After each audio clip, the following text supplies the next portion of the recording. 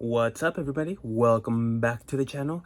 Today's video, I'm gonna really just do a quick synopsis of my weekend. So this past weekend I went to Transformers Con, or TFCon 2022 in Burbank, California, and it was great. Originally I was supposed to go with my dad, but he couldn't make it, and so one of my friends met up with me there for the first day, and I was super blessed for her. And then the second day I went by myself, but it was wildin'.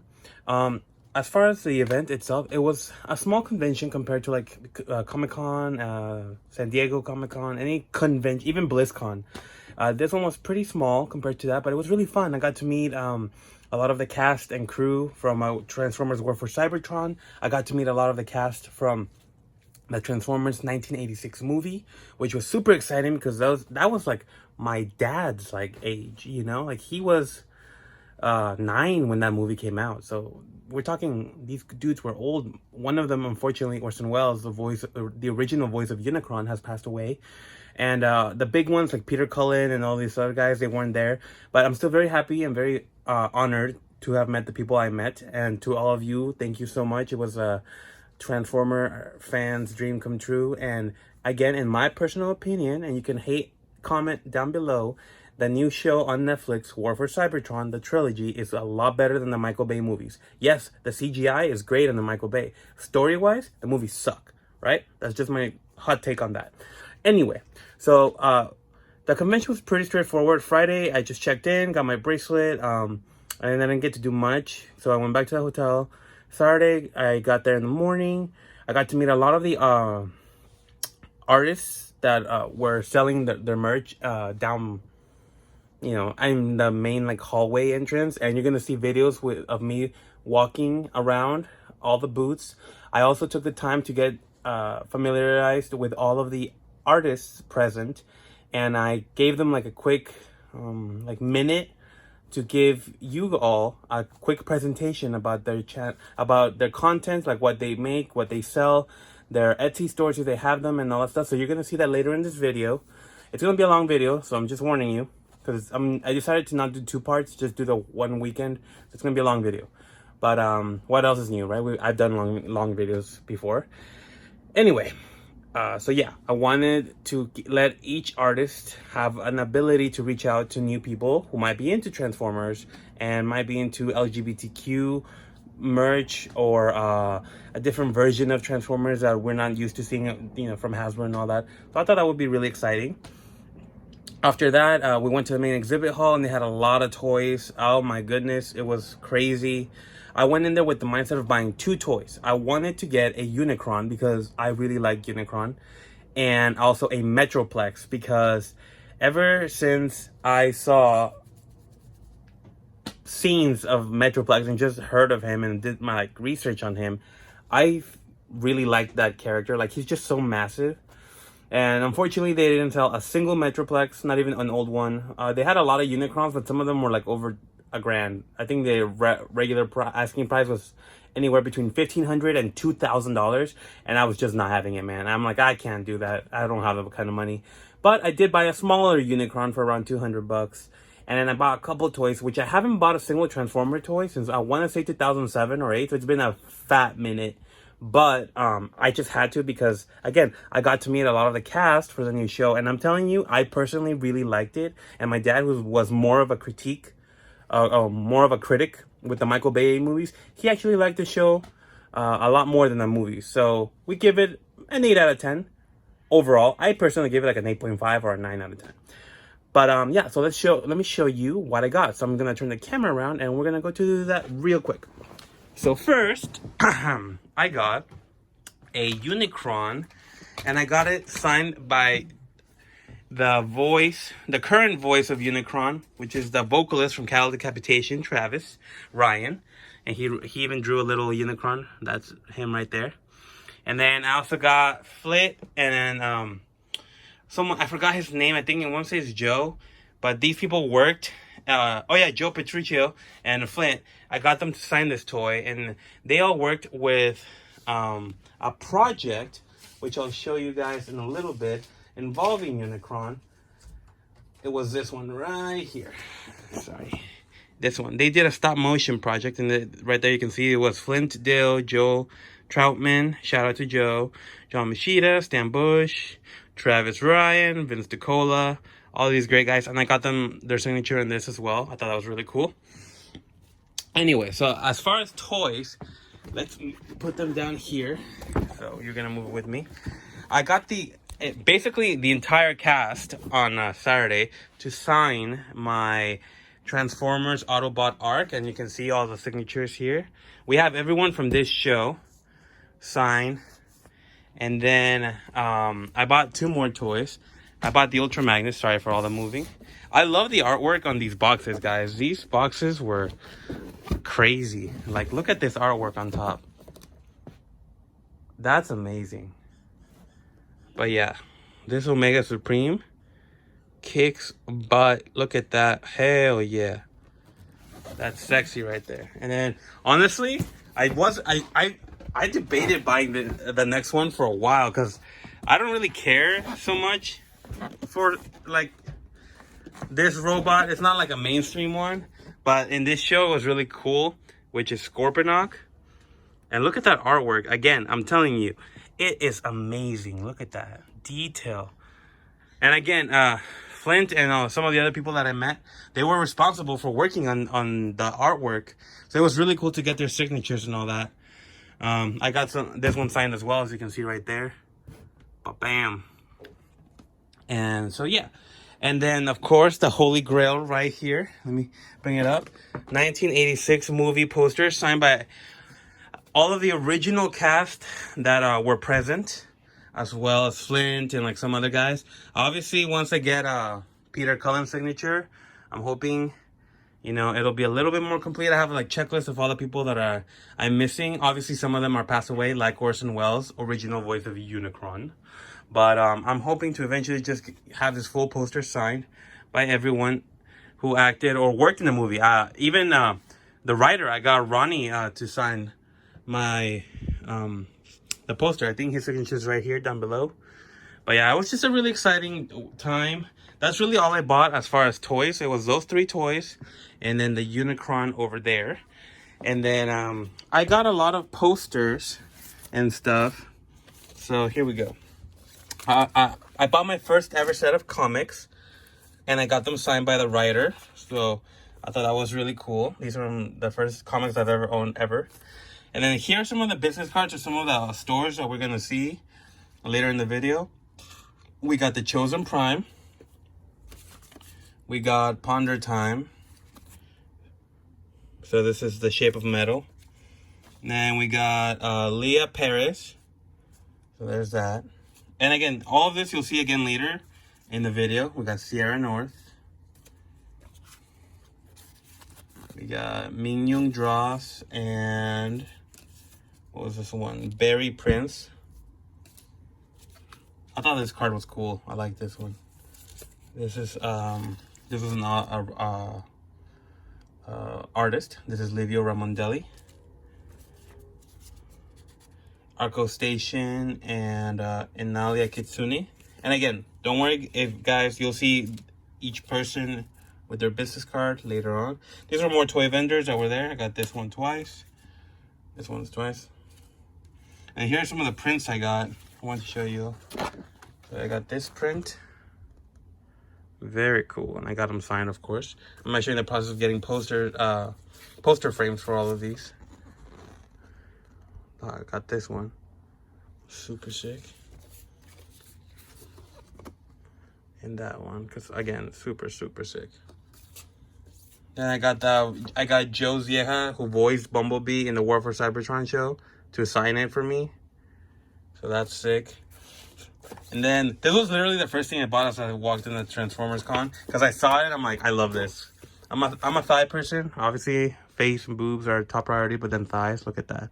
Thick thighs and lies. Hell yeah. I love that so much. So, trying to get that framed. And I got this one signed as well. This is from the cast of War for Cybertron. Great poster, dude. Seriously. Then, you're going to see this artist. I talked to him a lot. Dude was super chill. And like I might actually commission him for a Metroplex print. It'll be a pricey one, but look at that. So sick, man. This is his Optimus.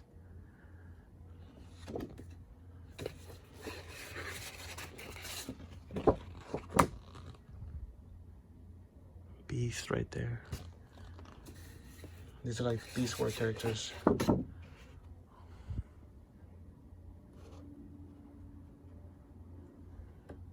And then lastly, for my sister, because y'all know she's a DC fan, I got her some prints as well. Gotta get some of the ladies on here. So I got this one.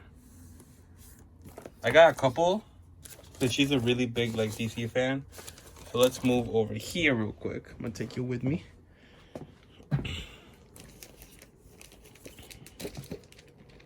One second, I'll pull that out. What? Okay. So that's the first print. Maybe carefully put it on the side. There's the second print. This is the only one the artist had with the Joker in it, so I thought that was cool. And then obviously my sister, the Batman stand. I got her this Batman. And it's addressed to her right there. To Paula. That's my sister. I figured she would like that. And yeah, guys, that's really all the merch. And that's everything I did or bought. So now we're going to cut to the actual video. And you're just going to chill and relax and watch the entire weekend as much as I was able to film. And we'll go from there. Check out my Instagram for a lot of the up close and personal shots of a lot of this and more. And I'll see you at the end of the video or at the next one. Bye, guys. Damn, it's a fancy in here. What's good? What's good, fam? Ciao. Check it out. Sick. What's up?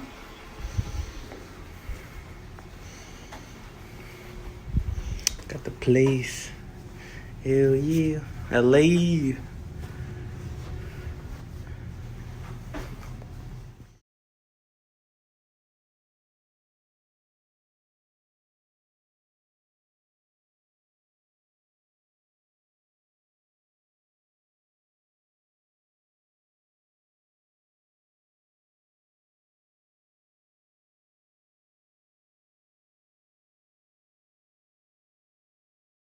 Good afternoon, guys, or morning.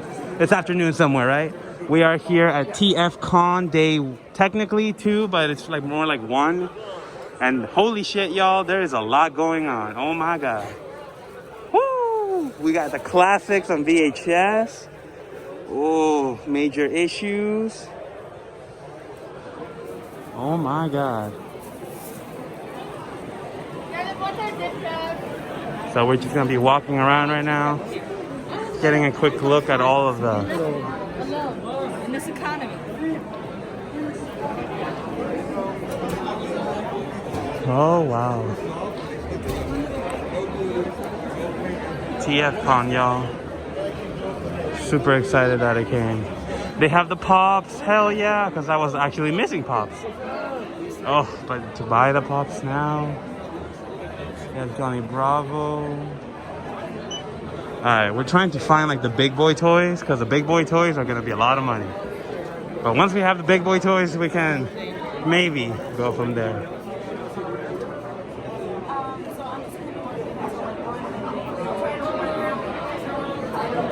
These are the signatures real quick.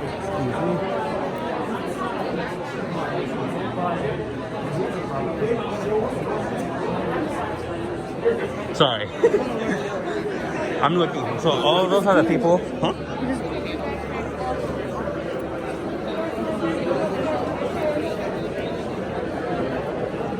Oh, look at these toys, man. Hell yeah.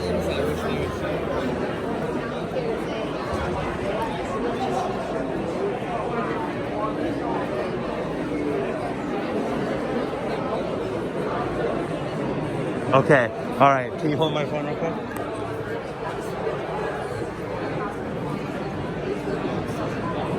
Hello, good morning. I was wondering if you could sign this.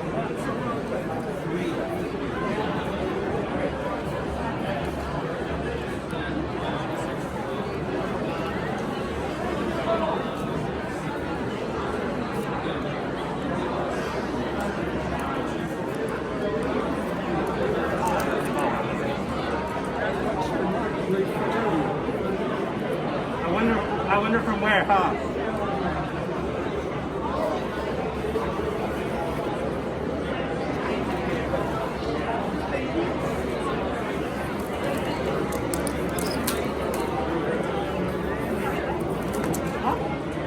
Yeah, whatever you want to call it. I'm just honored to get to meet you.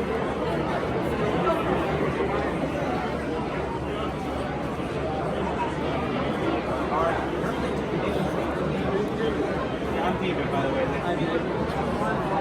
Going good? First time years for me. And then where do I pay for the autograph? Okay, cool. And then,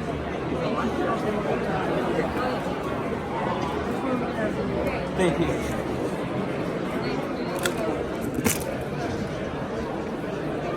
You take card or only cash? Cash is preferred. Oh dang, I only have card. Is that okay? I will try card again. Okay. Now I can go get cash.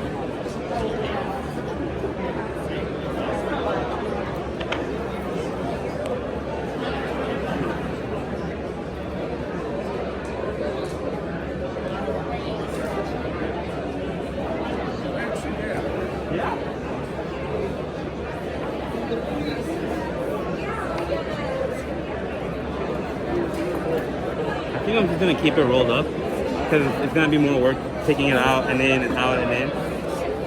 And I'll just go put that.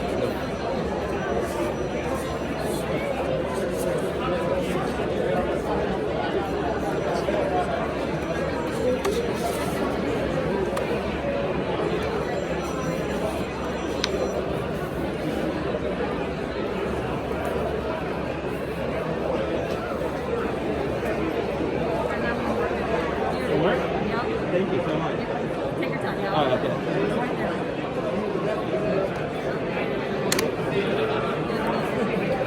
No problem.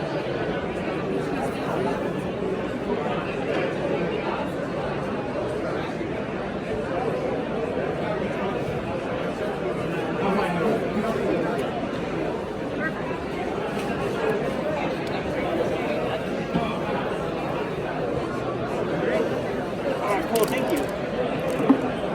Okay guys, we had to take a quick stop to go leave the poster frame and some stuff we had already purchased in the car because it's gonna be too much to carry. But look at this beautiful robot. This is Unicron. This is the moon of Cybertron that transforms into a robot. So the robot, the car mode is that one right here.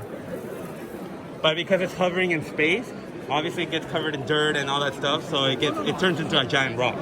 But then when it's awoken, it's from that form into that form.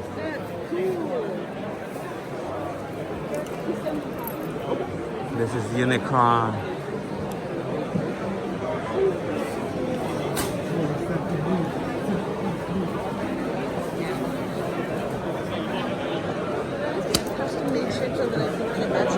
Okay, cool. Yeah, I'm down. Holy shit.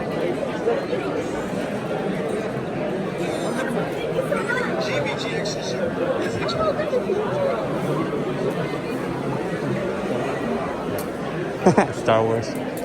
Friedman's.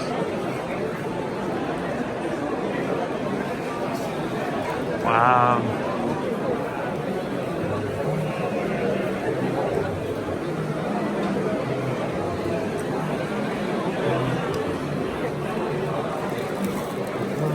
Fortress Maximus. Holy shit. I haven't seen that robot in years. Fortress Maximus. That is awesome.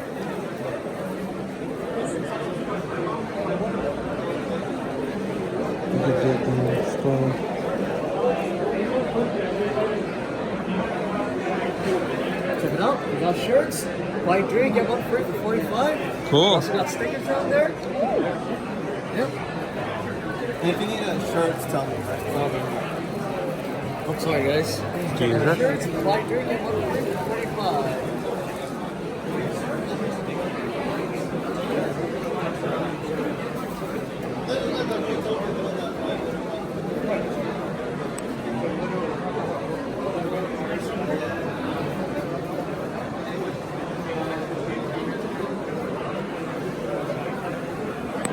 Wow.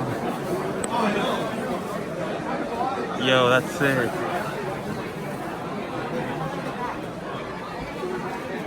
Yo, check it out. You were telling me about Iron Man. That's a like bust, I think. That's cool. Look, they got My Hero. My Hero Academia? Hell yeah. We got anime figures. Gun Gale Online. Hey. One of my favorite adult actresses. She's super into like anime figures in her YouTube. She's always filming like buying anime figures and like, oh. And like, see, I like her because outside of that, she's an actual person. She's gonna get the sites mixed up one day. Honestly. Watch YouTube be like, whoa, whoa, whoa, what's going on? Nemesis Prime. That's when Optimus Prime gets brainwashed by some other robot person. In the movie, The Last Night, he got brainwashed by that girl, Quintessa, and he became Bad Guy Prime, now known as Nemesis Prime.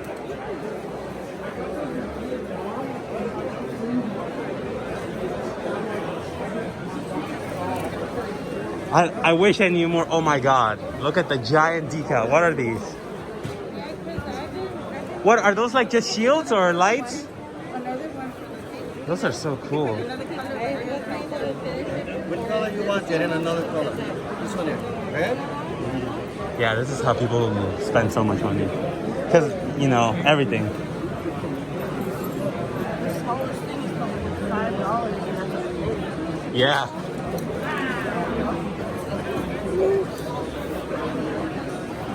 It's basically Disneyland prices.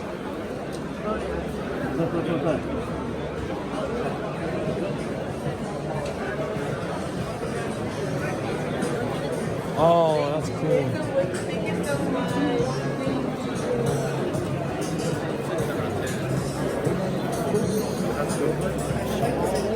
Yeah, I was looking. Okay, I'm gonna focus on the riders because I don't want them to leave. Gotcha.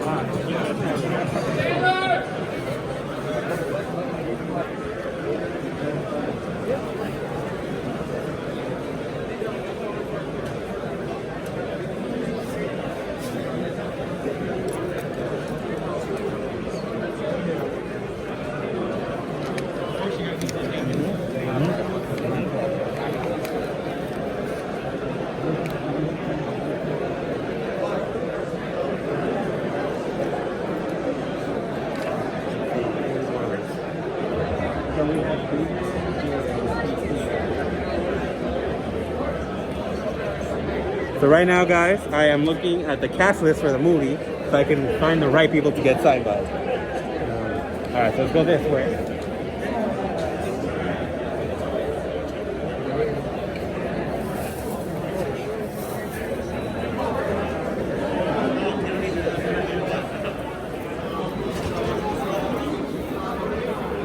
Oh, did you ever watch She-Ra?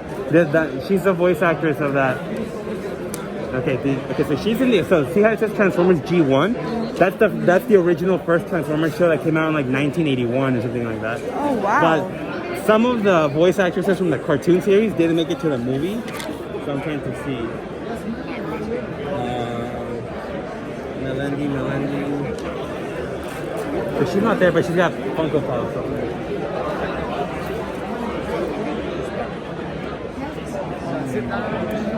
Here, this side, that side. Do you want the poster in the picture too? Okay, one. Oh, mask. Yeah. Okay.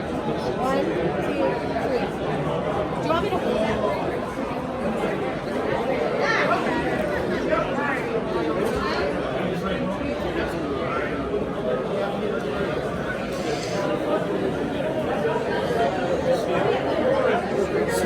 Okay, so this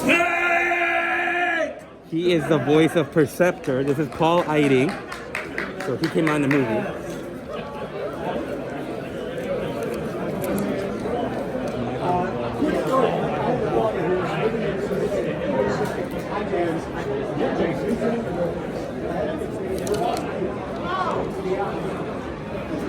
So we're gonna get his signature and his signature.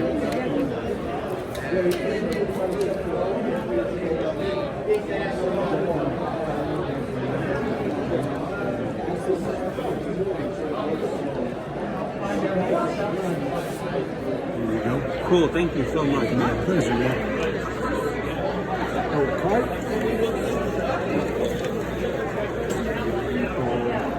Card, that's it? He does take after his mother, thank goodness.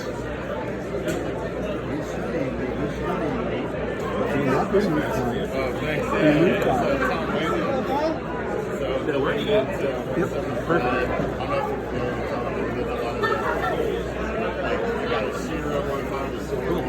Thank you so much. You want to get a receipt? No, thank you. Thank you so much, by the way. I love your work in China as well. Oh, thank you, my friend. He makes, he did like smaller individual ones too. That one, actually. I All think my that. stonefish? Yeah. You know, I also did Septimus. Oh, you did? Okay. I only played Skyrim very little, so like, because I followed your work a little bit. Oh, cool. Yeah. Thanks, man. I Yeah, appreciate thank it. you. And hopefully we'll see you next year. All right, thanks, man. Be well.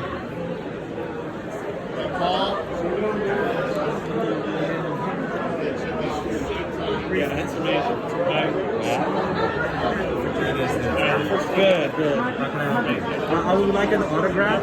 Just one autograph? Yeah. Do you guys take card? We do accept. Perfect. Wherever you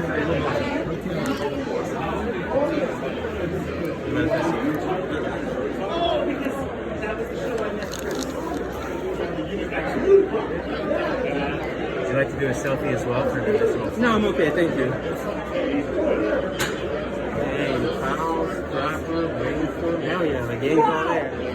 Thank you. There's no room for this. No worries. That's why I want to get them. No receipt, thank you. The biggest size I could find. Yeah. But thank you so much. I love your work. With our laptop.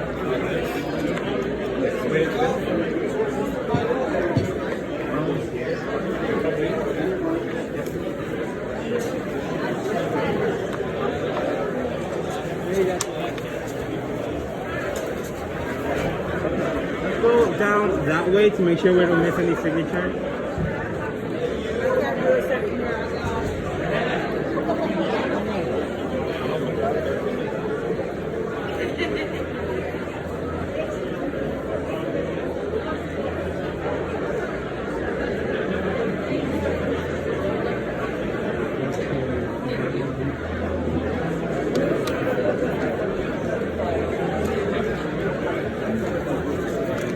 So here we have, let's see, Eric Babs, he on this list.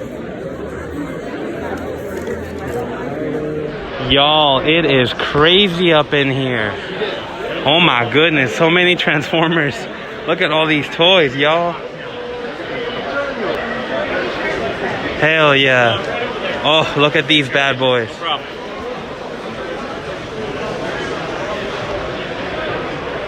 Oh, Starscream, Unicron.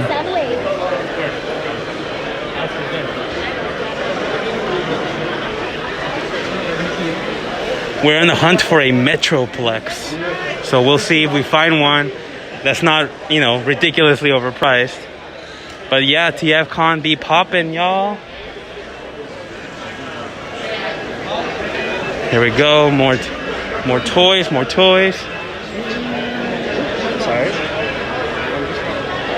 Hell yeah.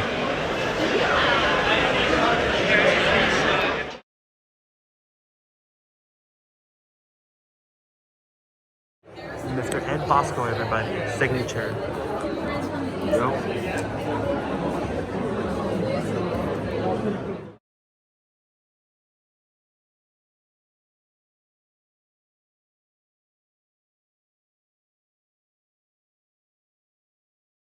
New because the new animation is great. It just feels like it's missing something, and that something is, I think, the reason why this room is crowded. You know, giving thanks to the greatness of those lyrics and how great and meaningful and weight is behind the music. Thank you. That's really great to hear. And you're exactly right. It's the 80s thing. I mean, those movies back then, you would see something like Rocky, and you'd walk out of the theater singing the song "Eye of the Tiger."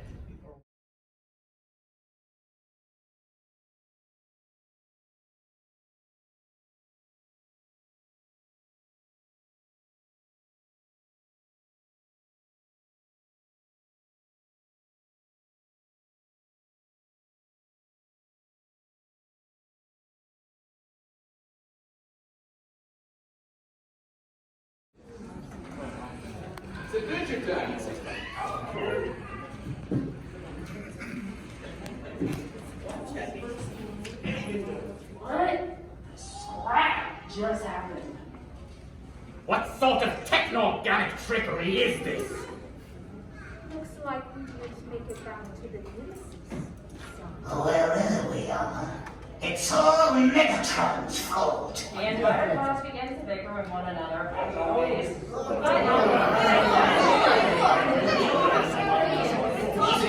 Easy carrots. In the blink of an eye, multiple Transformers from various points in time and alternate universes find themselves trapped within the confines of an infinite void of white. The entire cast continues to bicker.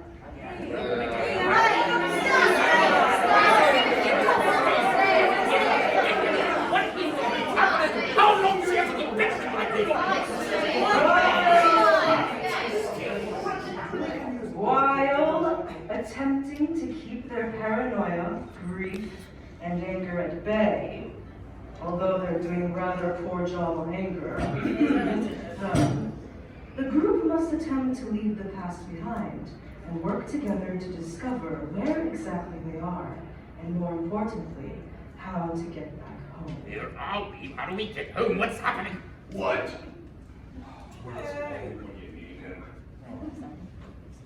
I said, in the blink of an eye, multiple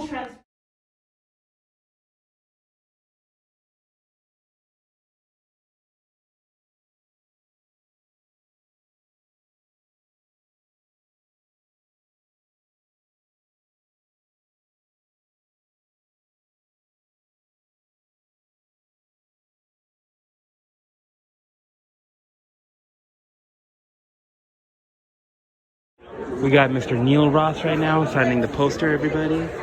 This is super exciting. Day 2 of TFCon. Hell yeah, man. Starting off to a good start with some of the classics right here.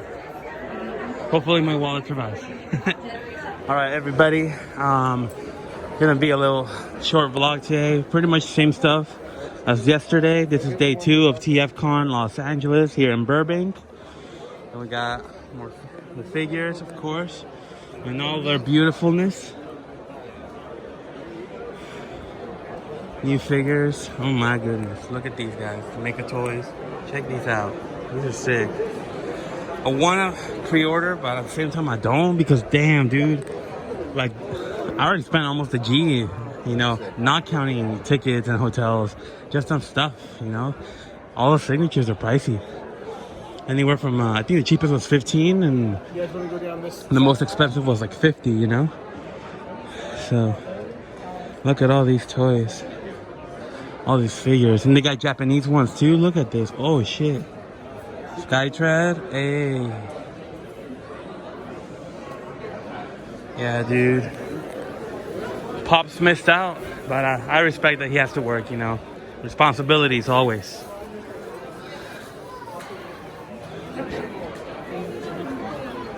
Oh, shit. Who's that one? This is like the first one you got here, remember? Yo. Oh my god. Alright, hold on, we gotta ask. Excuse me, do you sell here? No. Oh no? I think it's him. Excuse me, is this your booth? Yes. Question, how much is the Ultra Magnus? Guys, we found an Ultra Magnus. That one right there.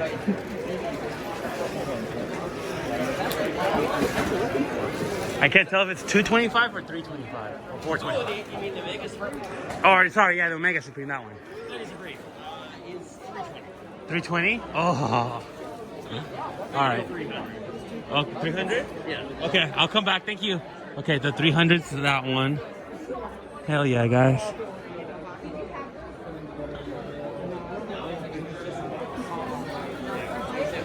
Oh, man. Shockwave. So yesterday, the voice actress who does, forgot her name. I know.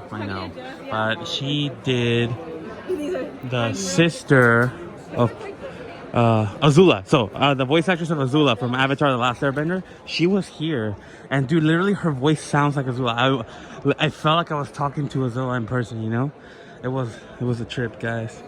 So we need Mr. Greg Berger, voices of Grimlock, Skyfire, Outback, and Long Haul. And here's some of the work he's done.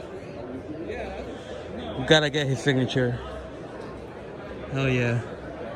And Paul Eiding, we got his signature yesterday. Hell yeah. Mr. Paul Eiding, look at all his work, guys. He did Galmar, Stonefist, and Skyrim. Love you. So many greats. Neil Ross. I'm just vlogging. Lori Fosso's here. Hell yeah. David K. Who they do? I was sitting with Gray Delano, right? And I'm looking at her, and she's like, you know. Dude, he was in like, Eternals? oh, That's dope. I didn't know he was in. Oh shit! He voiced Arishem? I did not know he voiced Arishem. Holy shit! Person that's come up here today has been like, I didn't know you played. But I mean, That's sick. Like, we got his signature. Did we? No, I don't think we did. Oh, but I don't know how much is it. How much is it? 40. No wait. Yeah. Oof.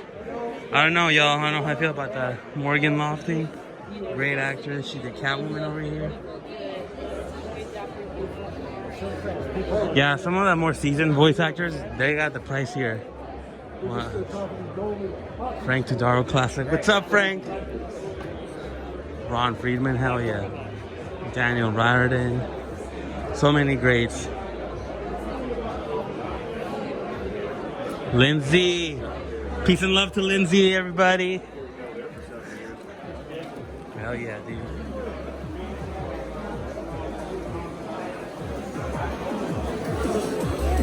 So we got some posters over here. It's all sick. Oh, look at this bad boy. Because this one's not for sale, but look at these. Like, these aren't your average toys, man. Hey. Yep. I'll take two. Okay. You want a card? Yeah. Question. Go ahead and choose your scraplets. Is that art from the War for Cybertron? Is that model? Yes. Oh, dude. Yeah, but I make a kit that puts the center thruster. And then, so that they can crawl all over you. Yeah, do fun stuff. Yeah, so you pull the magnet off. Oh, and then you put one underneath the shirt. That's sick, man. Alright, we got more figures over here.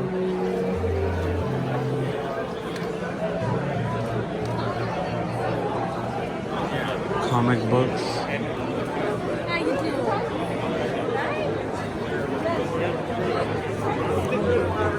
I wish more people took card. Everyone's all about the cash. Let's see what we got over here. Duggar Duck. I've got them here. Resilient. Anime figures. If one day Violet Saucy, Violet Myers, you see this, check it out. Anime figure. Oh, dude, Cybertron Primus.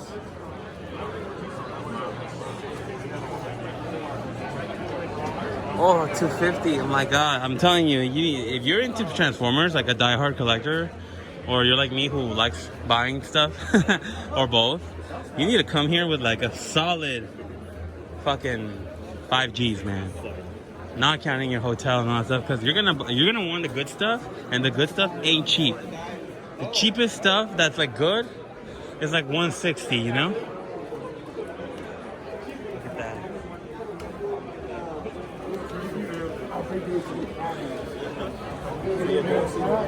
Alright, we're gonna head over to the panel right now because there's some important people I would like to hopefully re-establish a connection.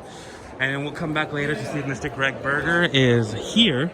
Again, he is the last person available that we need signature from the movie. We could not get Dan Gilvizan. He was here yesterday, but I was running out of time and battery and all that stuff. And I was doing so much. I missed him. But hopefully we can get him. It would be cool to have him. But yeah, let's head over to the panel now, which is in the ballroom. so this is leaving the convention. We're gonna walk out.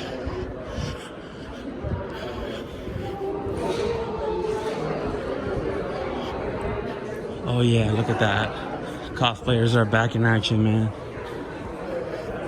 Hell yeah, dude.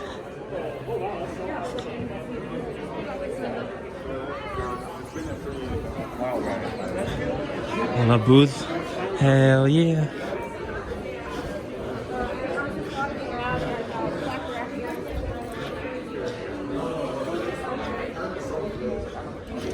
Alright. Okay, we're going to the 11 o'clock panel. Hopefully we'll meet some important figures. And just check it out, man. So Greg Burger should be here today from 10 to 1. Dude, did you guys buy that Unicron? Hell yeah, man. That's cool. Awesome. That's awesome, dude. That fucking Unicron is sick. It's like $2,000 though. Anywhere from $1,500 to $2,000. Which until I'm like pissing money, I cannot justify that much on one single Transformer toy or on anything that's not like a car or something, you know? Alright, here we go. We're at the panel now. Hell yeah. Alright. We're inside. Yeah. Oh yeah, we got some important people from G1 here. Alright guys, I'm gonna stop filming now. Bye. We talked for 2 seconds about the line, and you'll hear the result. I mean, and he did this in real time. Okay, I mean, that's just, real people can't do that. All right, and I mean, it's like every once in a while you see in a real person, you know, something that looks a lot like a superpower. That's it. Okay. There's a circuit panel that I can see from here. Real people can't do that. And on a side note to that, when Greg and John in particular were in the recording booth, we're sitting there, we wanted to do an ensemble like old school. Me and Clint were crying, laughing. It was so funny watching them do their thing. It was magic. There was so much electricity in it. I've never seen anything like it. Well, yeah, I mean, there was this, I was telling these folks before this started, there was this moment in there where, you know, if I kind of closed my eyes or you put on that Photoshop where you don't notice that we've aged 35 years, since then, you know, that kind of mental Photoshop you get. If you're young, you'll discover this like high school reunions where this algorithm boots up where you see this face and you're trying to, you know, merge it with, you know. But no, actually these guys are just so we're in the room, and all of a sudden, you know, in my head, it was 1985 again. It was exactly like it, except there was no Wally Burr. And, you know, there weren't, can you imagine if you actually had the warm-up tapes, you know, like remember when later on we just do an ensemble? Yeah. I told the crowd about Perfect Pause, and then when we just started doing ensemble, and, you know, it was okay to step on each other's lines and stuff. Yep. But you remember the stuff when we're warming up, you know, especially Mr. Latta? I mean, there may be some, you know, website that would put that on, you know, for, you know, but it was some interesting comedy. These guys are all funny. Then Stan, of course, everybody knows Stan. Yeah. What you don't know is he has a bunch of, I mean, if you like The Touch, he's got a bunch of albums on I get them on Spotify or whatever your music choice is, where there are 20 other things like that. I mean, it's just this great stuff. I thought that was just something he magically, manifested for the Transformer movie, but that's not true. And it was supposed to be in that Sylvester Stallone, the Cobra movie. Yeah. And it probably would have been. My theory is that movie, Sylvester Stallone, you know, it was kind of at the height of his powers, and he decided, I'm going to make a really short movie. So they can run it 3 times at the theaters. Remember that? That was his business. That was his launch model for that. Which it's kind of sleazador, right? You know, your audience pays the same amount for the movie, but you know it's going to be super short, so he can get, you know, basically the idea, you know, it may not have been the world's greatest movie. So the idea was you get the maximum number of people in there before they figure out that it's a squid. But anyway, so The Touch would have been in that movie if Sylvester Stallone had a different business model, but we instead got it, so that was really good. And then, of course, you got Vince down there. And then,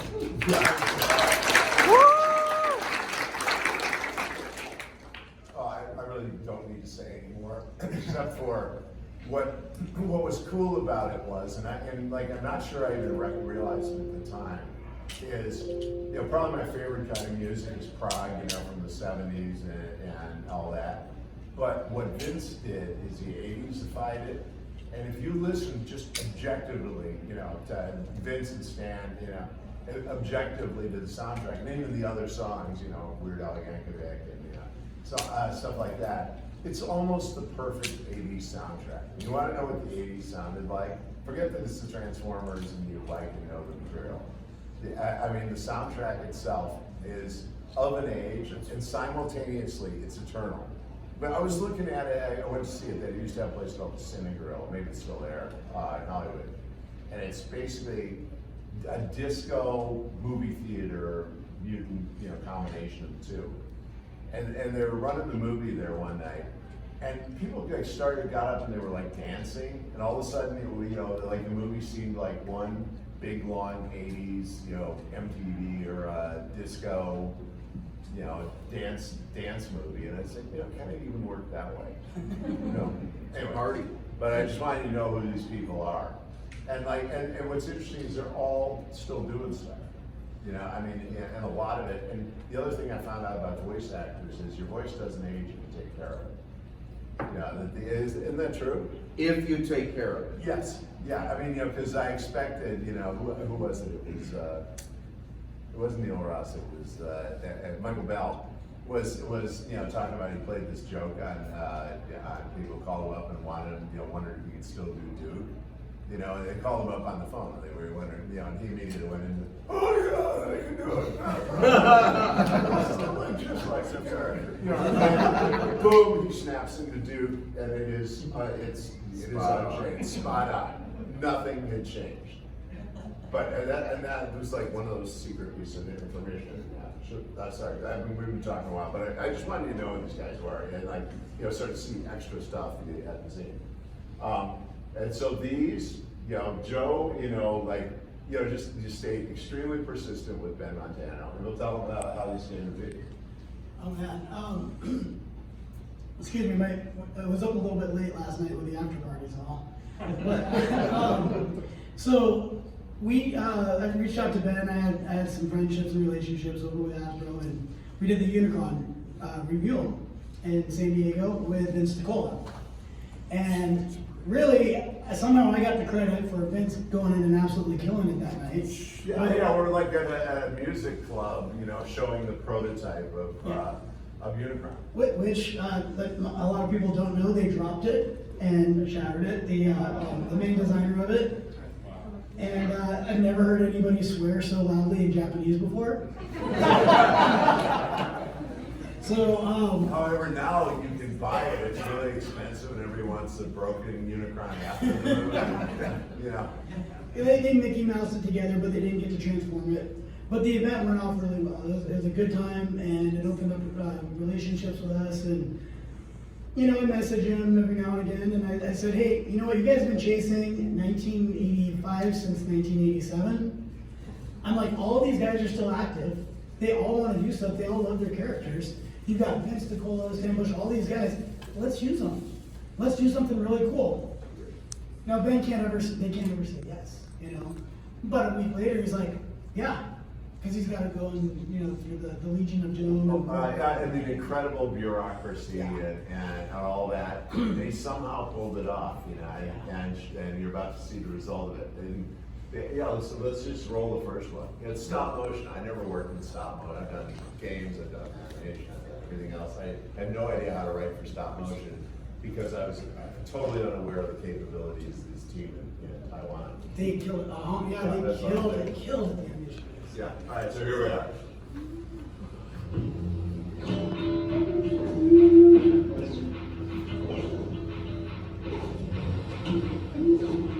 Concept is this is behind the scenes where we're making the movie. Jazz, is everything okay? Use your words, Jazz. So I can't try to get an audio level with you. You read the script. Oh, not out loud, but that one I see where you're going, sir. You're killing me? You've been discontinued, Jazz. Oh, it's happening a lot in Transformers the movie. After all I've done, you're discontinuing me?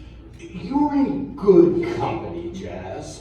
Optimus is getting discontinued too, and so is Starscream. Out with the old, in with the new. That's right, get that right. Everything old out, everything goes at the end, new seasons, new lights, new everything. I gotta keep buying new stuff, when I do stuff, so the next thing, we're gonna be screwed. Okay, well, can't you just kill off the annoying ones? Prowl, blue streak? Not my call, Jazz. Listen. We need you to do your scene.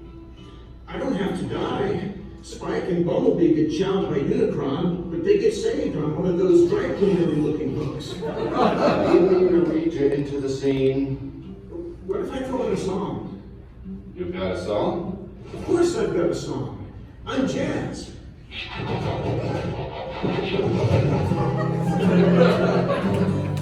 You got the touch. You got the power. After all is said and done, you never walk, you never run, you're a winner.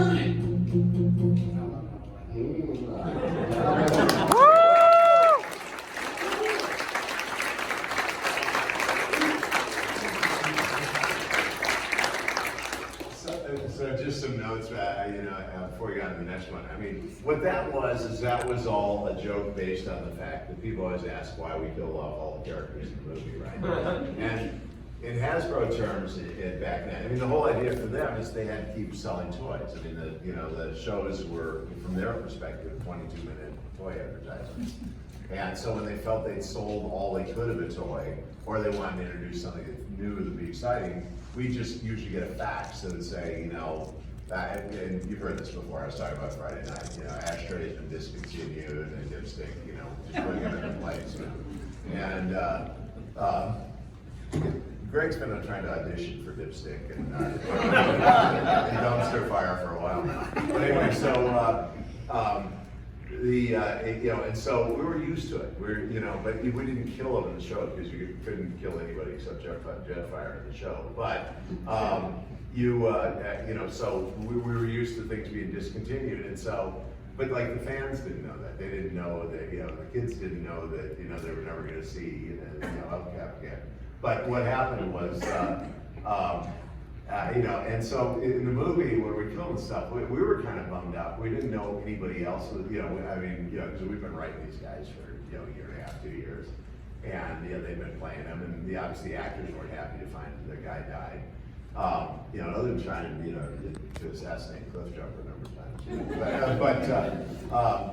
And so, and to this, that was basically just a joke about what these characters felt like.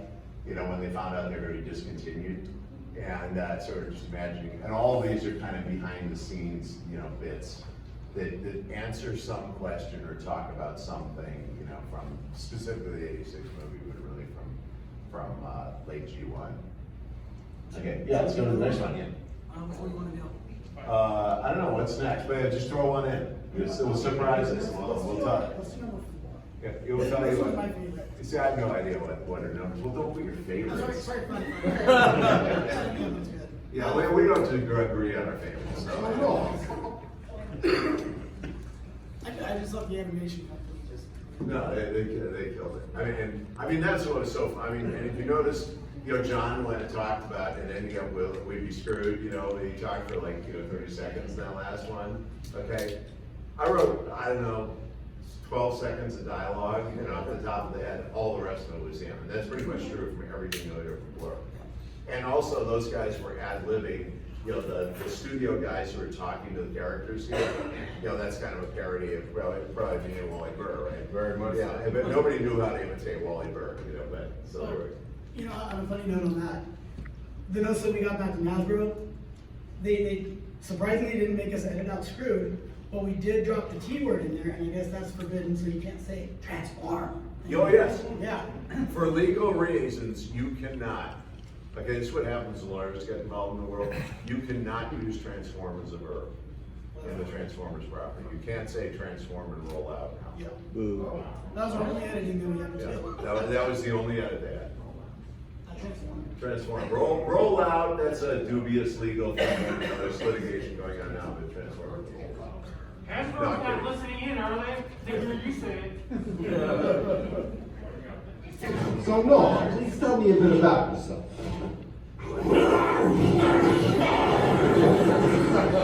Perfect, Noah. Thank you. You're perfect. If you had like a word with you about some further exploration of my character. Opticons are once a stereotype as oafish brutes. No. You looked in the mirror lately? Yes. Appearances are deceiving. Actually, art mavens, poetry experts, and dance. Yes, well, that's real good, Noah. R&D calls for terrifying sharks. Impressive. Yes, real impressionistic. It'll fit in perfectly next season. For now, we just need the shark. Oh! Would you like to see some synchronized swimming? Not right now. Let's just have some chomp. Right, chomping.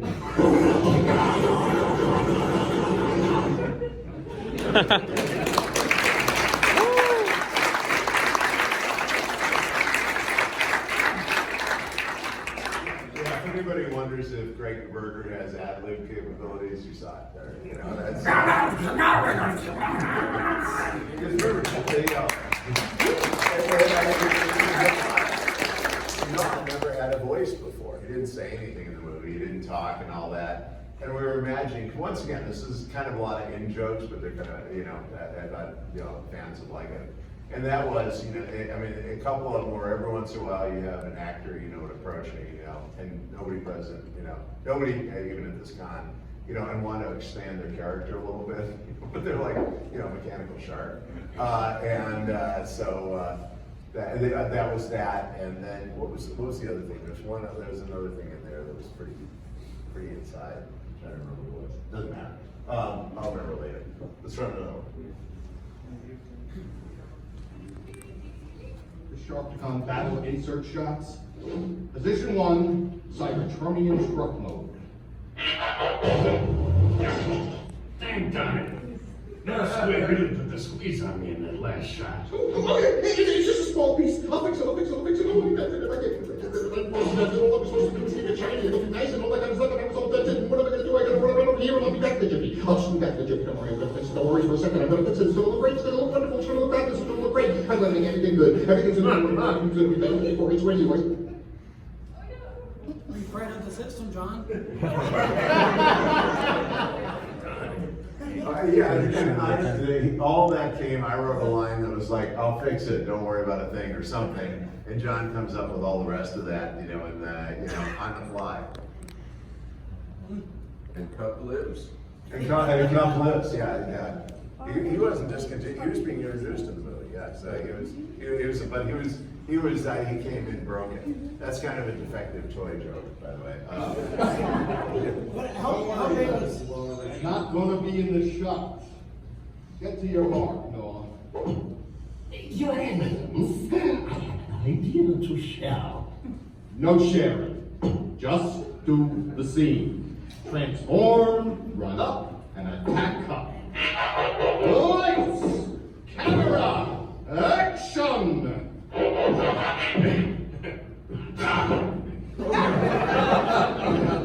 Keep rolling before something else falls off.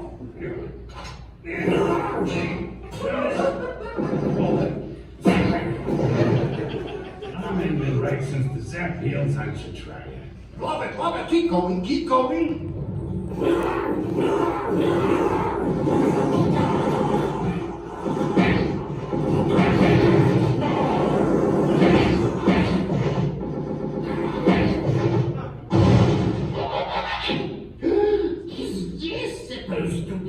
scheme.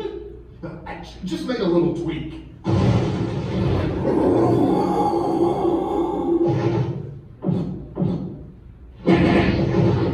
Grimlock saved Carr. Perfect! That's a print! Me, Grimlock saved Carr. I didn't need no saving. I was just getting started. I'm never supposed to miss. Yeah, you're supposed to listen. We're supposed to do something.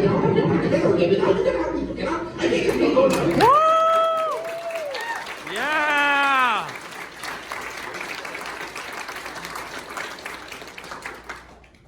I mean, we had no idea that the stop motion guys could do that stuff. I mean, we wrote in a vague fight. We didn't know we were going to get the falling off limb, kung fu scene. Yeah. Does anybody here have Unicron? Okay, wow, we've got a few. You know, let's do number 4. This one we did just to see what the animation company could do. We figured we'd give them a little bit of a challenge. So This one, oddly enough, ended up being the most controversial because, what? Yeah, the Unicron was the most controversial because, because of the Quintesson. yes. All right, I'll tell you what's controversial afterwards. We'll see if anybody else can figure it out. They thought they could judge. We are the Quintesson today. And that stupid judge exiled us to space! But we are defenseless. But they forgot. We created Transformers long ago. Now we have created the mightiest of all. Awaken Unicron!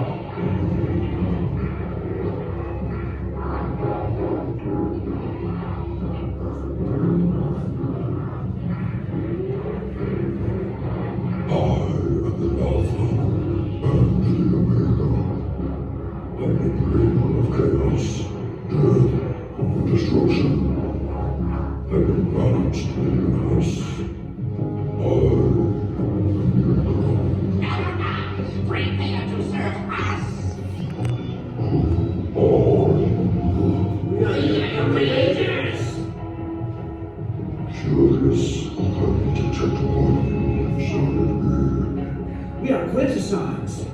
5 in 1. You are to serve us. I serve nobody.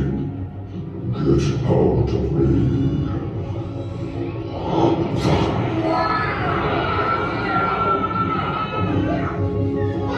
You are not all you're gonna be sorry, Mother. I'm hungry. I must now find a planet to devour.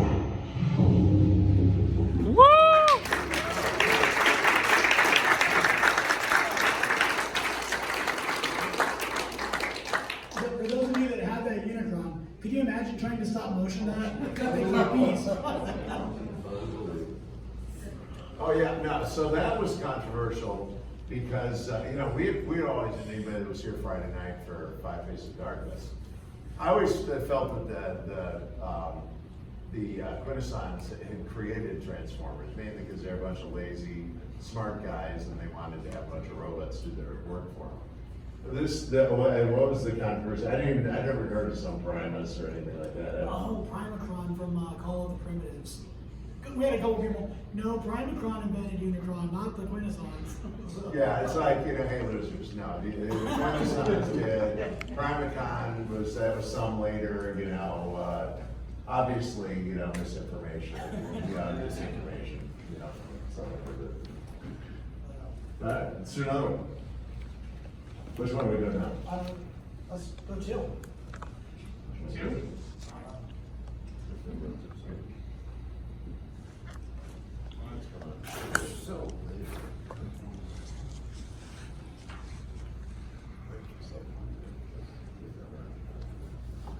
Okay, big scene, Hawkeye.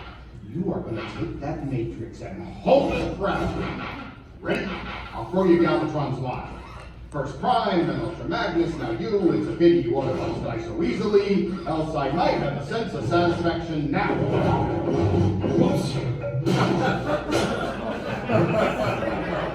Kidding me?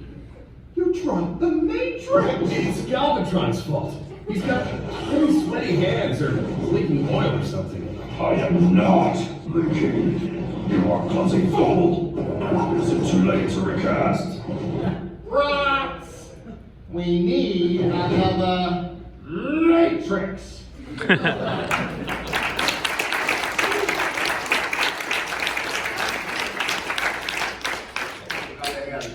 What's that, what? Nothing. I said, don't drop the Matrix. Yeah, well, that was Ben Montano's idea. He wanted a blooper, you know. It's like, yeah, what happens if you drop the Matrix, you know? But, yeah, because we had this idea that we were trying to sell the idea that the whole thing, they actually have real Transformers in some, you know, secret lab, you know, in Pawtucket. And so we, you know, they used them to stage out the movie, and then they animated over them. They wrote stuff. But nobody was buying that story. But anyway, yeah, and I deny it's not true. Number 3.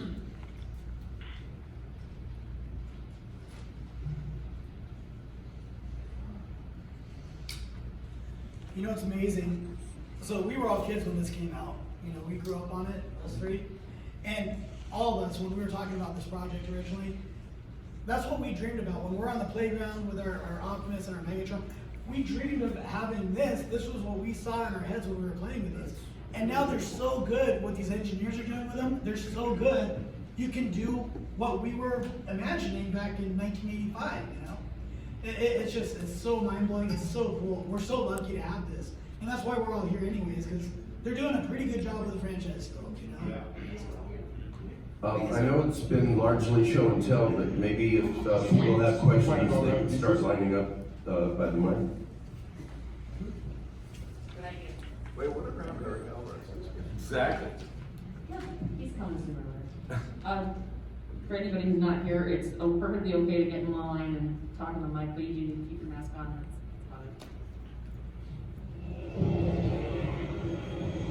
Sweets! Land on that piece of space junk heading towards Junkia. The Autobots will see us.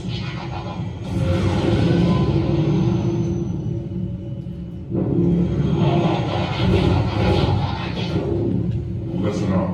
Our mission is to retrieve the matrix of leadership from Ultra Magnus. Cyclonus will lead the attack. 10,000 funds donated to our movie. You mean bombshell, right? No, I mean Cyclonus, formerly known as Skywarp before Unicron upgraded us. Pacific is Unicron, created to Cyclonus. We saw it with our own eyes. Let me sort this out. I was Thundercracker. Skywarp turned into Cyclonus. The other Cyclonus might have been Bombshell. So then what happened here? Who cares? Don't trust the Bombshell. He probably ditched while the ditching was good. No way, Bombshell had guts. Bombshell had brains. Bombshell was an Insecticon. All us, we've served Insecticons. We'd rather follow another Insecticon than you. Yeah, keep talking like that and you're going to be taking a permanent residence on Junkia. Sweets, attack!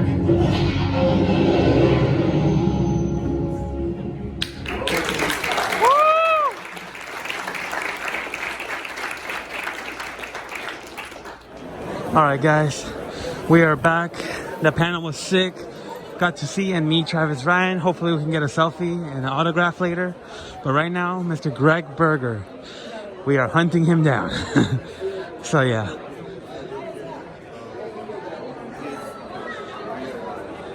The voice of Grimlock, Skyfire, Outback, and Long Haul.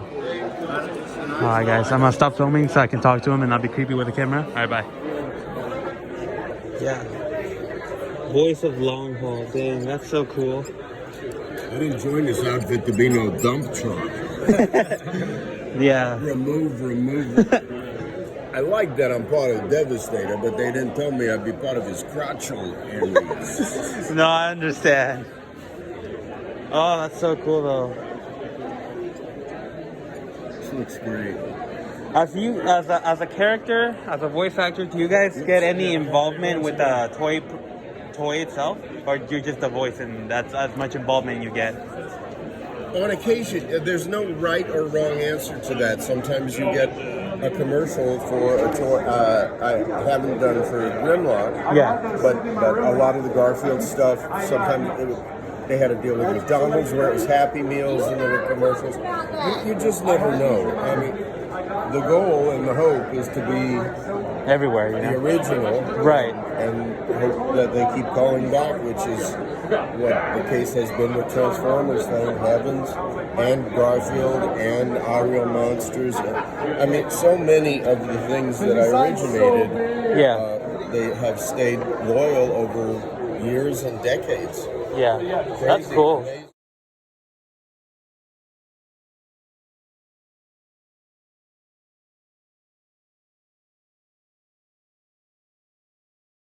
Weekend is done.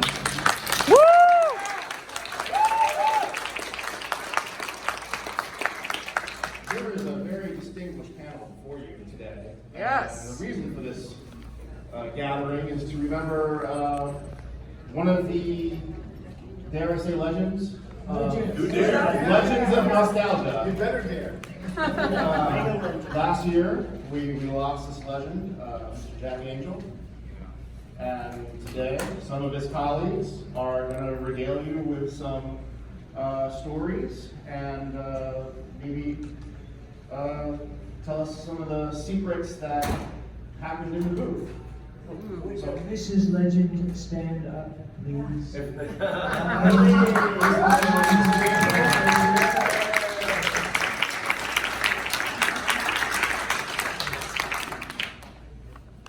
I'll let you guys go. And it's a celebration, not a dirge. Yes, celebration of Jack, who there was never a joke that he didn't know. When I remember we meet each other at a particular restaurant in Studio City, and I would say, "Oh, great story." And he'd tell me the story. He said, "Okay, I have one I got to tell you." Then he would tell me one, and by the end, I would reply. I would probably arrive clean shaven and leave with a mustache. Jack always had stories to top the one, and I can't let that happen, of course. And then I would come back with one, and he'd come back with one, and you lose people over the years as you get to a certain age. And some people forget, obviously, but you never forget him. Never forget Jack. Never forget that smiley face and all that. I said to him, I remember saying to him, "Look at your hair when you die. Jesus, Jack, that is unbelievable." And he loved that. I talked to him. He thought the same thing about his hair. Loved his hair. Great hair. And I'm still waiting, Jack. Okay, good. I know that. I'm hoping one of these days Jack and I will see each other and we'll continue to tell jokes to each other, because that was quite a guy. You had quite a guy out there. He was your man. Being the youngest one up here. I'm kidding. No, but I mean, I really owe a lot to Jack. Both to Jack and Arlene. Arlene started me in my career in voiceover, and I worked with Jack much more I worked maybe a little bit in animation with Jack, but it was mainly in voiceover, doing commercials and various things like that. And early on in those days, I'm glad I'm going first, because I get to say all these wonderful things that everybody is going to say, because that's who he was. Just really a lovely, giving, generous person, and in our business, having somebody that's generous, because everybody's kind of, people tend to look out for themselves, but overall, just a bunch of, up here as well, such good people and giving people, and Jack just was right at the top of that list. He really helped me. We got to do a number of different commercials together, because I was generally the young, really, eager guy, and he was the boss with his voice and the way he was. And I just have the warmest feelings to for both Jack and for Arlene that did so much for me. And he was involved in everything. Arlene was my first voiceover agent at Ebers, and Lawrence, and then she left and went out on her own and started her own company. And in those early days, Jack was in there doing everything with you, getting things going and putting tapes together and doing all that. And that's really, it feels so good to be able to say about someone what a fine person he was. People that are that way deserve to be acknowledged for that, because it's really, it changed my life and really made me imprint in me. So I'm just honored to be up here to be able to say that today. All of that is true, but Jack would also get you into trouble. We did a lot of Pixar movies together, and we got called on the carpet a few times because we were supposed to be in getting ready to record, and Jack would be regaling us one of his stories or one of his off-color jokes. Way off. Blue. And we would get in trouble because number one, we'd be making too much noise, laughing, and because you can't stop a story in the middle. If you got a good joke going, you got to finish it. And Jack would finish them. So we'd get in trouble every once in a while. Jack was also one of the names that I knew before I moved to Los Angeles. When I was back in Minnesota, still doing the stage and doing some stuff here and there, I knew Jack Angel's name. And I knew what he could do and his versatility. And to come out to LA and to be able to work in the same room with that man, and with Michael Bell, these guys that I I was already.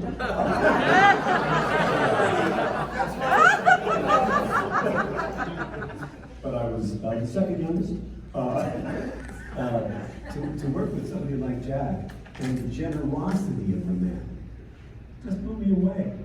We would. There was a time when all of us would audition for stuff, often against one another, and we would go into this studio or go into a casting office and do our recordings, audition there, and actually see each other regularly. Now it's always you record at home and then maybe you see somebody, maybe you don't. Back then we could see everybody. And many's the time we would come out of the casting office, whether it was Elaine Craig's down in Hollywood or wherever. Voice caster. Yeah, voice caster. We'd come out and we would stand, we would stand telling jokes, Jack being in the center for 15, 20, 25 minutes. And those are the moments that I remember more than did I get the job? That wasn't it. It was about that sharing, and he shared. May I? I was thinking about something kind of like that actors tend to hang out, and you're either hanging out, generally standing. I remember we were always standing, and somebody was going to go in and audition, or somebody was going to go in and record, or somebody was going to leave, but we were always standing. And blah, blah, blah, blah, bullshit. And then there would be a singer. And who said that? And you'd look over, and here's this guy with this shock of hair, standing there, kind of like Flower in Bambi. Remember Flower was kind of like that? With the hair, and then he'd look up, and then you'd see the twinkle. So, yes, that's what I remember. Yeah, hanging out. Yeah. And Jack twinkles. I have a story I have to share because it changed, I guess, every day of the rest of my life. when I first got here, I was on tour with the show, and I used days off to meet with agents if I could, whatever. But I went on one of my first voiceover calls ever in Los Angeles at the Voicecaster, and a lot of very impressive, recognizable people were in the lobby. I walked in, I was intimidated just by the presence of all of it. Jack Angel got up, walked over to me, and he said, "You're new, right?" And I said, "Yeah." And he said, "I'm Jack Angel." And he said, "I'll be outside if you want to have a little chat." So I went outside, and he said, "I'm going to tell you a secret." He said, "Nobody in there knows more about what they're doing than you know about what you're doing, or you wouldn't be here." And so I warmed up inside, and he said, "Here's a tip." He said, "Go in there and do your." Jack was the essence of cool to me. Just walking cool, standing cool, talking cool, joking cool. He said, "Go in there and do your thing, because your thing won't be the same as anybody else's thing." So I thought that was the coolest thing I had ever heard, delivered in the coolest manner I had ever heard. And I went in and did my thing. And beginner's luck or Jack Angel prophecy or whatever, I got that job. And I thanked him for it for the rest of my career. And I've thought to myself a million times, what would Jack do? And so I walked over to people who I didn't know, introduced myself, and shared that story with them. And hopefully I've paid it forward, and the people to whom I've paid it forward will continue to pay it forward.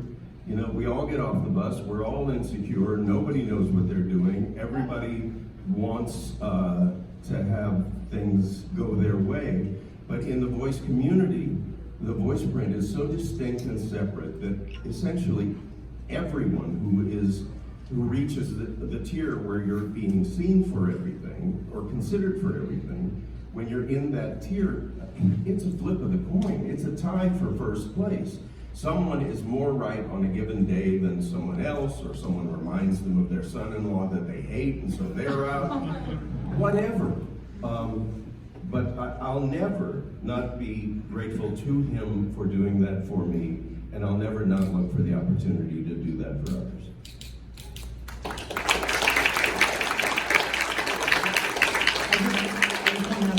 Arlene, you were representing me then. I didn't go on that audition. We're not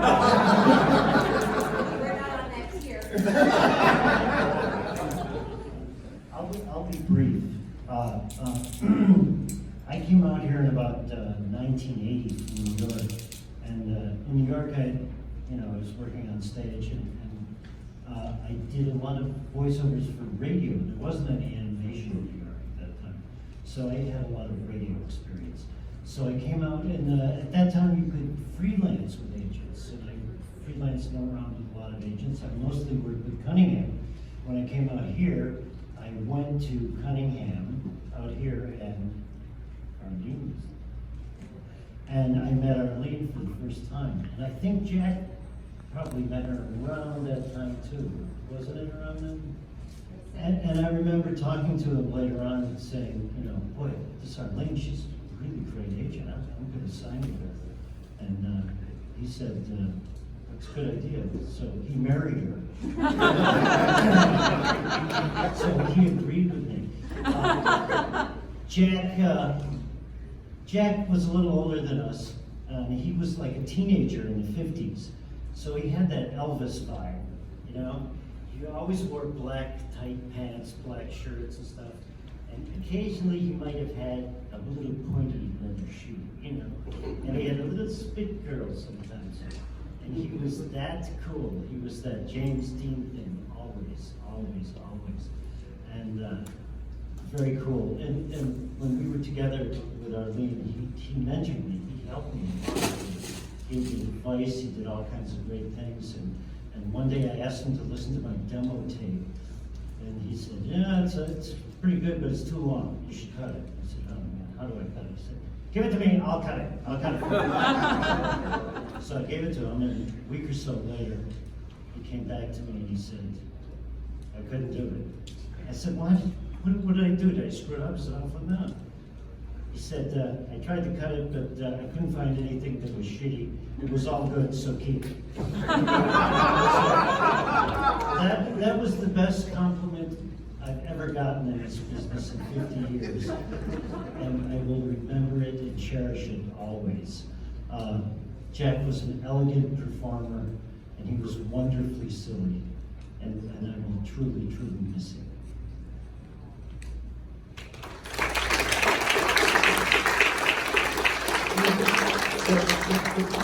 That too to remember, because I mean, the people up here are all really successful now and heavy hitters in our business now, but back then, it wasn't the case with a lot of us, but Jack was. So for someone like that to take time out and be generous that way and do those things, I mean, to take your tape and say, oh, I mean, that's unheard of, you know, I mean, just to give that angle on what it meant at that time to all of us.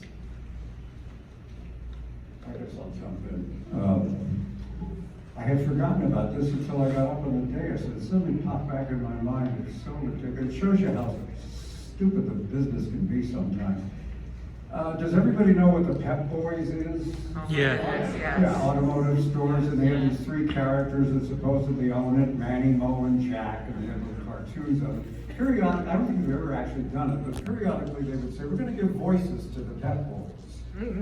So we go to this place called the Voice Caster, where cleverly they cast voices, and they take us into those and freeze. And I go in with Jack and some other fellow who I've forgotten. And they assigned Jack the role of Mo. And the ad guys are all... Manny, Mo, and Jack. Yeah, thank you. Yeah, Manny, Mo, and Jack were the three characters. So Jack is assigned Mo. And the ad guys are across the glass, and they say, you guys ready to go? And Jack says, no. He says, I want to be Jack. So this ad guy sticks his head through the window, you know, and he says, no, you're not a Jack type. And that's voiceovers in a nutshell. But what people have said up here is very, very true. Jack was one of the touchstones for me, because I think I'm the only ex-disc jockey up here. Or as Maurice Tobias, the superstar voiceover coach, called us, recovering broadcasters.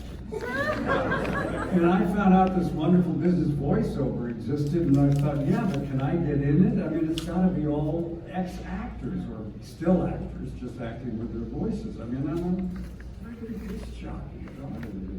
And then I find out about Jack Angel and how he came out of the jock booth and somehow had this fantastic success in the business, and that gave me a great deal of hope. And coincidentally, we both ended our careers at the same radio station, just different times. That was the old 710 KMPC here in Los Angeles. We were both working for the singing cowboy, Jeanne. Jack, interestingly enough, when I met him, I found out he really took a chance, because they were making good money at that station. And he walked away from it to do voiceovers full time. And he told me the first year he was out of the building, he said, I made about $12,000. Now this was 70s money, but still 12 grand was not great. But what he would do, and this is so fascinating, because most actors, you know, they sit home, they wait for the phone to ring. What else are you gonna do? Jack would get in his car, and he would drive to every voiceover studio in town, and there weren't that many back then, maybe half a dozen, and he would just hang out in the lobby and sort of meet people and tell jokes, you know. And people sort of got to know him. You could do that in those days. Now you go in a studio, and it's, you're here for, you know, back then you could just stroll in, nobody gave a damn. And I thought, that's so clever. He created a job for himself. It's my job to go to these studios and get to know people. And hanging around studios actually paid off for him big time. Now, I'm sure he told you this. He did a Valentine. Yeah. Someone did an art drawing with his face on it, and Jack everybody, and they went, who the hell's Jack Angel? Should we know Jack Angel? And the demo came, and then they knew Jack. Oh, yeah, he was. It was a promotion at the time we would do. Today, the doors are closed. Right. Yeah. But that was another big thing that he did. Yeah, he was really good at promoting himself without being obnoxious, which is, it's a tough thing to pull off. You remember me? I'm still here. Remember me? Yeah. You don't want to get to the point where they're going, yes, I remember you. I can't wait for you. I remember you. So, where the hell? Oh, yeah. Now, maybe this story got exaggerated, but Jack did a session. And he didn't have any, maybe had a couple hours before the next one. And he almost left the studio, and then he decided to hang around in the lobby and BS with people. And suddenly somebody runs out of the door and comes running down the hall and says, anybody here an announcer? And Jack, oh, okay. And the guy says, do you have a beer? Now what he meant by that was, do you have a bottle of beer in your hand? He meant, are you voicing a beer at the moment? Because you can't voice, you have a conflict. You can't do Coors Light and Budweiser at the same time. So Jack said, no, I remember Bob Lloyd once asked me, do you have a car? And I said, yeah, it's a Renault. Dummy. But anyway, Jack, no, I don't have a beer. And the guy says, come with me. And he goes into the thing and he says, here, read this. Okay, Olympia Brewing Company, Tumwater, Washington. Read it 3 or 4 times. Okay, sign here. Thank you. Oh, you saved my life. Apparently, they put that on the end of every commercial they released for the next 4 or 5 years, and Jack made a fortune. And is that true, Arlene? Or? Yes.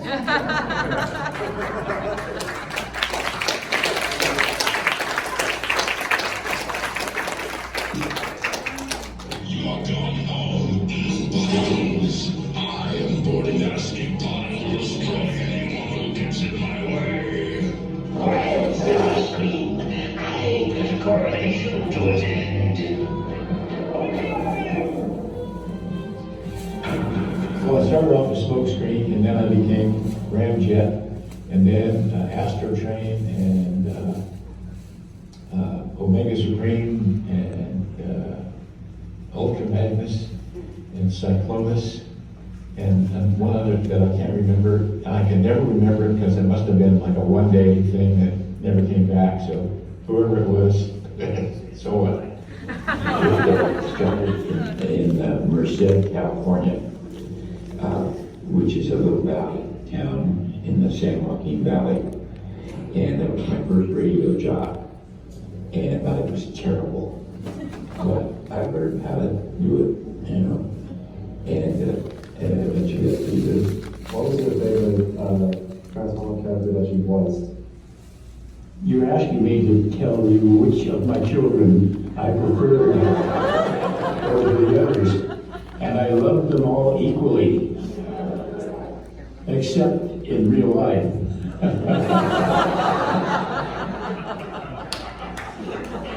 Thank you. Well, I was always a good joker when I was a kid, and I could make my mother laugh. And when you can make the goddess of everything laugh, you know, she's less likely to take a swing at you. And, as I got older, I would tell off-color jokes to my mother, and she would go, Jackie, you're awful. Somebody else is good at this underwear.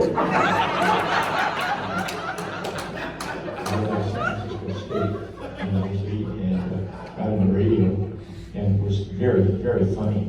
Did a lot of Dick Godier's material. And I was going with this girlfriend, Linda Tavish. She was great. And I just want to take an issue with one thing that she said. Only one? One. Going for radio, I transitioned into, when I finally got to LA, discovered Wally Bird discovered me, and I discovered Wally. And Wally was the director of a lot of cartoons. And that started me on the road to doing cartoons, and we just never stopped. Wally was a tank commander in World War II. He was an officer in the Army. was a forward tanker, sir. Well, he was a tough guy. He gave me another line and he said, Jack, listen to this. And then he makes people in the room, all the energy, all the guys, oh, Jack, it's gonna kill you. And so he gave me one more reading, and then I did an imitation of him. And he said, now you're doing an imitation of me. For 10 years I did NBC promos, tonight on NBC, that kind of stuff. Or I did the Johnny Carson Tonight Show promos, which was coming up on the Tonight Show starring Johnny Carson. You're the best you that ever was. You're the only you that ever was. In terms of the universe, you're such a small speck, but you're totally an individual. And the moment that you exist in this vastness is a special moment because it's the only moment in which you exist. Be that person.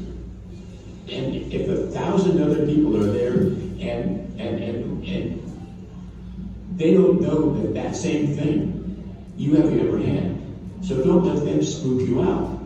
Just go be who you are. Be as wonderful as you are. Be in love with yourself. And don't let anybody tell you anything different. And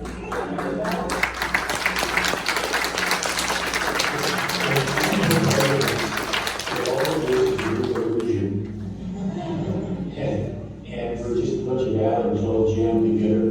And the whole purpose of our lives is to have fun. And so if you're not having fun, you're doing your life wrong. So have fun. We have never worked for a living. We've done something that we loved, and it was never work. And we made nice money and had great careers. And we lined up with people like you. Your passion for what we did is so much stronger than our passion for what we did.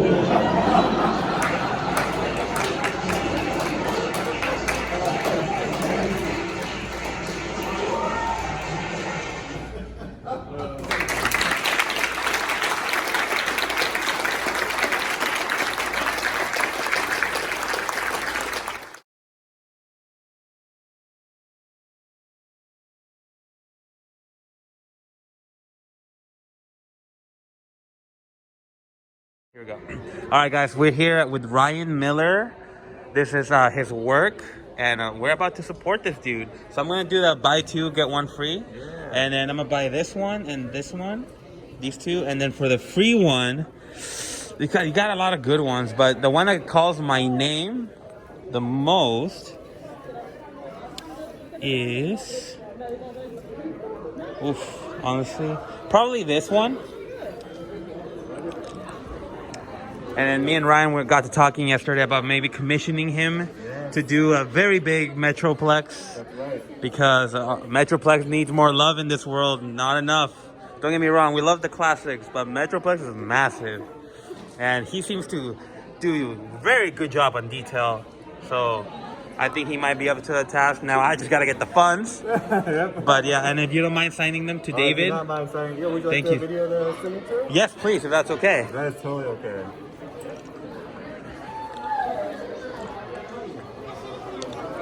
Go.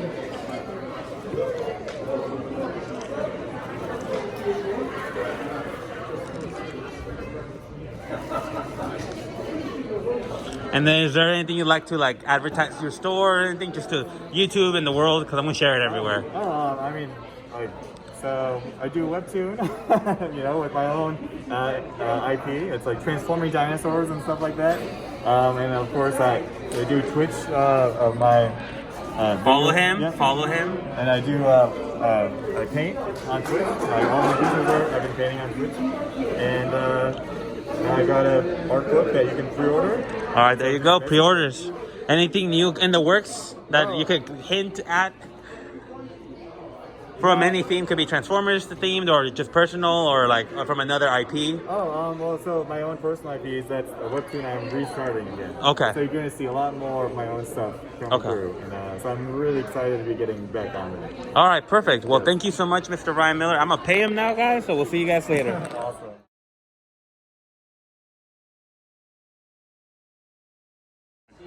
All right, guys, welcome back to the video. So right now we are here with Leah Perez, and this is her little booth at TFCon 2022.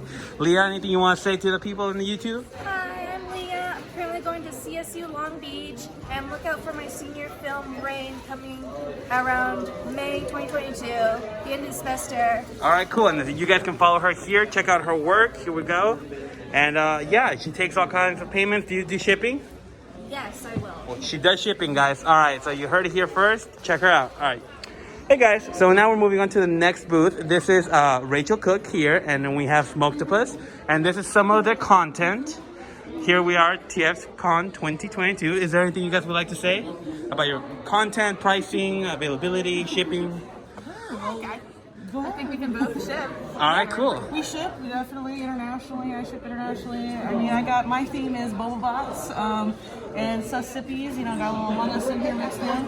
But yeah, I also sell drink tumblers as well. Okay. So those will become available on the internet as well to shop. Okay, cool. And anything for you? Yeah, I mostly focus on Transformers Prime, but I try to get a little bit of every series going on.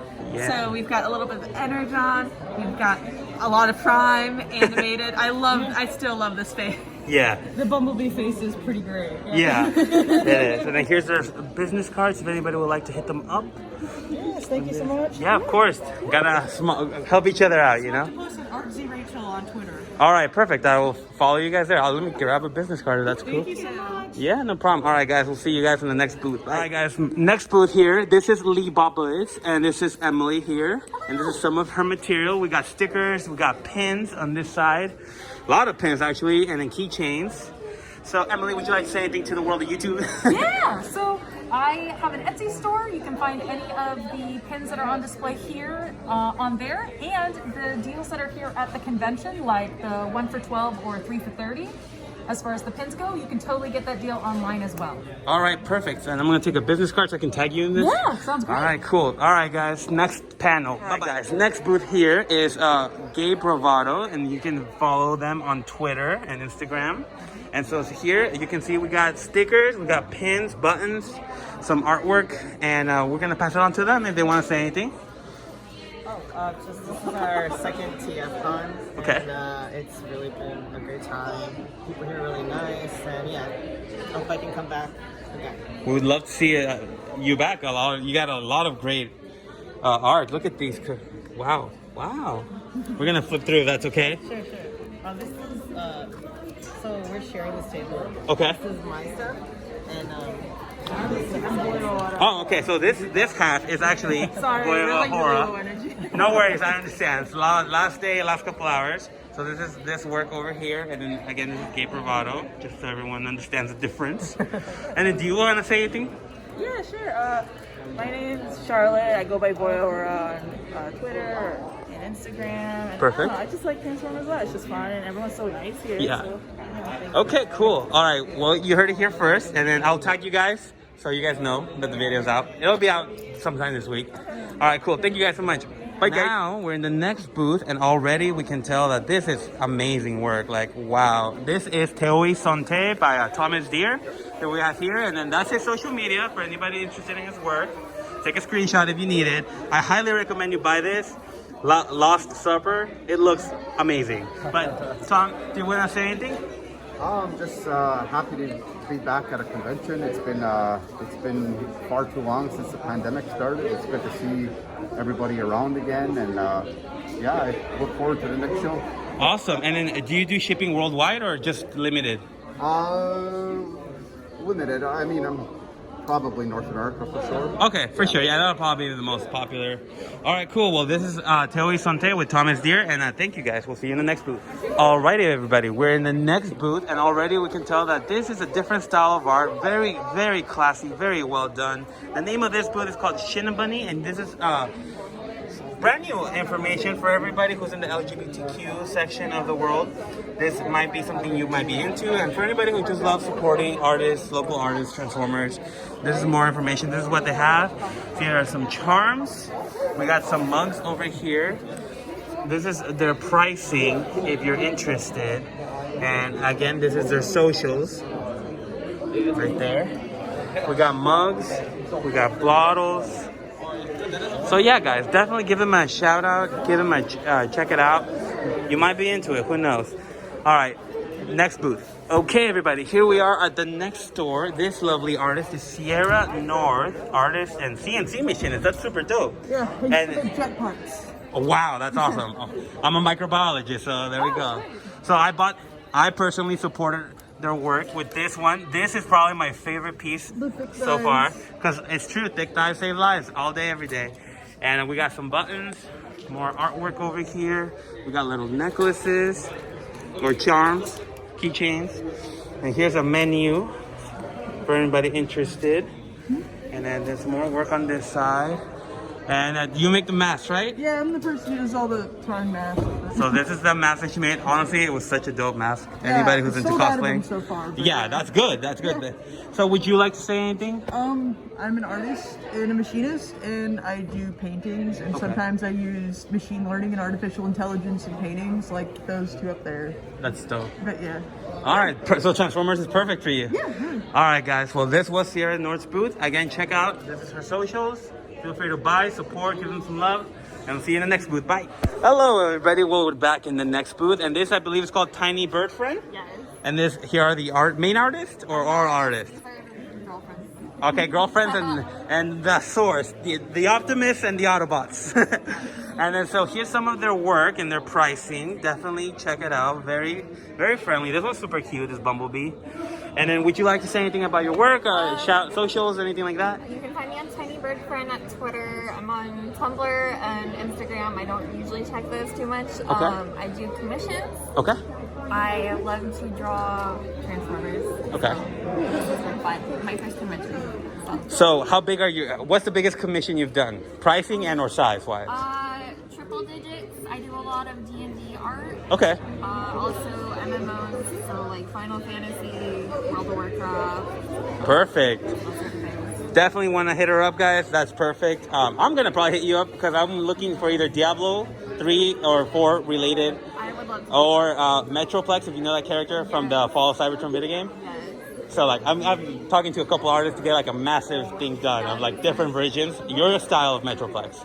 But yeah, all right, so I'm definitely gonna hit you up, and then yeah, all right, next booth, bye. And we're back in the next booth, everybody. Look at this beautiful artwork, holographic stickers, apparently keychains, and so much more. This shop is called Pikel.art or pickleshop.etsy.com.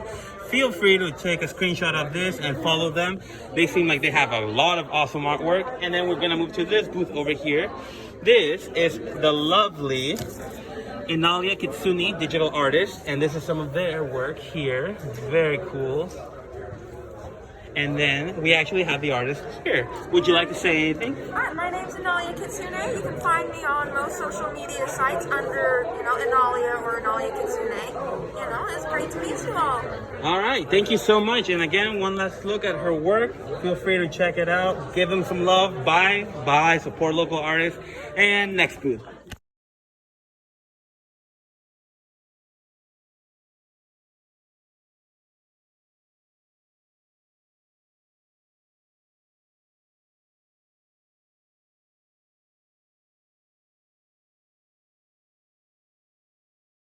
All right, everybody, we're back inside the store right now, and we are checking out a booth here with 3 lovely artists. One of them is currently busy, so we're going to leave her alone. And the other one does not want to be on camera, so I'm avoiding that angle, to not offend anybody. So we got 3 booths here. We have, follow me at Miss Jamie KO, and then her Twitter is Psychonus.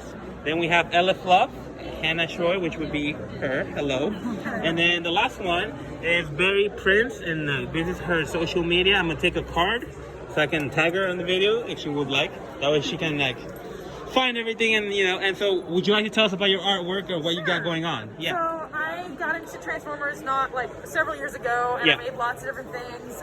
Especially like I make these body pillows, I make little mini prints and stuff like that. Yeah. My shop is currently shop.hannahstroy.com. Okay. Which you can find my how to spell Hannah Stroy over there. Yep.